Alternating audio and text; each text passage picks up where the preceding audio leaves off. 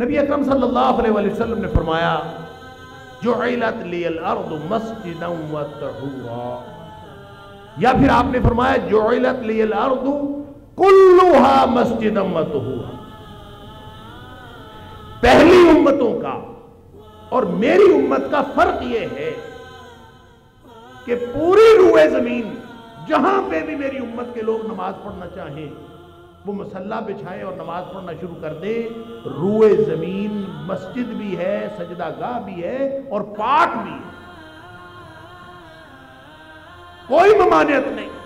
یہ تو نبی اکرم صلی اللہ علیہ وسلم کے امتیازات میں سے ہے، آپ کے خصائص میں سے ہے۔ تو جب ساری زمین جس پر نماز پڑھی جا سکتی ہے روئے زمین مسجد ہے، کلھا مسجدا و طہورا، تو پھر اس چار دیواری کی اہمیت مسجد میں نماز پڑھنے کی وجہ سے کیسے ہو سکتی؟ نماز پڑھنے کی وجہ سے اگر اہمیت ہوتی تو روئے زمین کی ہر جگہ ہر ٹکڑے کی اہمیت ہوتی۔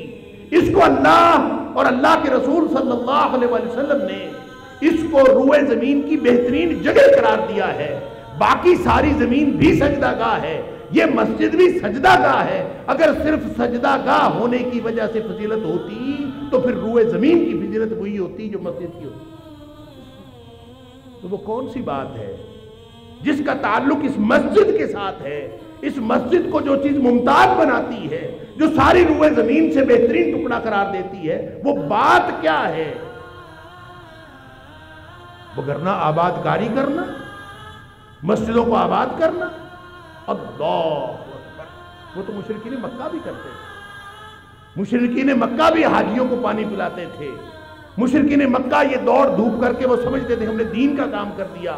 اللہ نے جھڑک دیا سورہ توبہ کے اندر، اجعلتم سقایۃ الحاج وعمارۃ المسجد الحرام، تم نے یہ مسجد حرام کی آباد کاری کو اور اس کی تعمیر کو اور حاجیوں کو پانی پلانے کو تم نے ایمان کے برابر سمجھ رکھا؟ کمن آمن باللہ والیوم الآخر وجاہد فی سبیل اللہ۔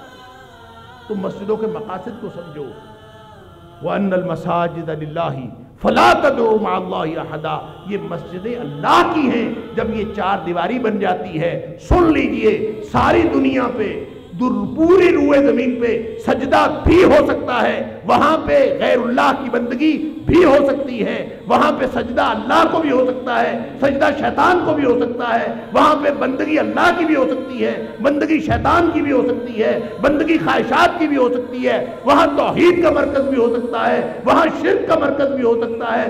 پوری روئے زمین کے اوپر کوئی بھی عقیدہ، کوئی بھی ایمان، کوئی بھی طرز زندگی، کوئی بھی طرز بندگی ہو سکتا ہے، لیکن یہ اللہ کی بنائی ہوئی چار دیواری، یہ اللہ کا دیا ہوا گھر، یہ اللہ کا گھر، یہ سوائے توحید کے مرکز کے کسی اور عقیدے کا مرکز نہیں ہو سکتا۔ یہ ہے وہ امتیاز جو اللہ نے اس مرکز کو دیا ہے۔ یہ اس کو سجدہ گاہ ہونے کی وجہ سے اور 5 وقت نماز پڑھنے کی وجہ سے فضیلت نہیں ہے، بلکہ یہ فضیلت اللہ کی توحید کا مرکز ہونے کی وجہ سے۔ لہذا جو مسجد اللہ کی توحید کا مرکز نہیں ہے وہ مسجد ہی نہیں۔ وَأَنَّ الْمَسَاجِدَ لِلَّهِ فَلَا تَدْعُوا مَعَ اللَّهِ أَحَدًا۔ اللہ اکبر۔ اور مشرک مسجد آباد کریں گے، مَا كَانَ لِلْمُشْرِكِينَ أَن يَعْمُرُوا مَسَاجِدَ اللَّهِ۔ شرک کا مسجد کی آباد کاری کے ساتھ کیا تعلق؟ مسجد کی آباد کاری کا تعلق توحید کے ساتھ، جہاد فی سبیل اللہ کے ساتھ۔ اور جو لوگ یہ سمجھتے ہیں کہ مسجد بھی بنا لی، شرک بھی کر لیا، مسجد بھی بنا لی، بت پرستی بھی کر لی، مسجد بھی بنا لی، خواہش پرستی بھی کر لی، مسجد میں نماز بھی پڑھ لی، اور شرک کے سارے مظاہر بھی اپنا لیے، اور وہ یہ سمجھتے ہیں پھر بھی یہ مسجد اللہ کا گھر ہے۔ وہ اللہ کا گھر نہیں ہے، وہ شیطان کا گھر ہے۔ یہ نماز پڑھنے کی وجہ سے اس کو اہمیت نہیں ملی، اللہ کے توحید کا مرکز ہونے کی وجہ سے۔